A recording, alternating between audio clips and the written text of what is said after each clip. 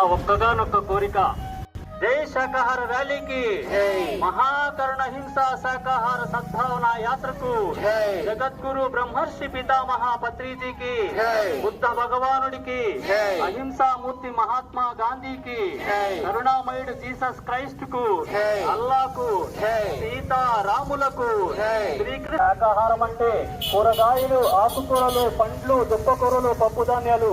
సంఘం శరణం గచ్ఛామి, ధర్మం శరణం గచ్ఛామి, అహింసా ధర్మం శరణం గచ్ఛామి, జ్ఞానం శరణం గచ్ఛామి.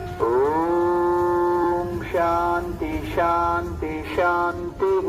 సర్వ ప్రాణికోటి సుఖినో భవంతు. లోకా సమస్త సుఖినో భవంతు.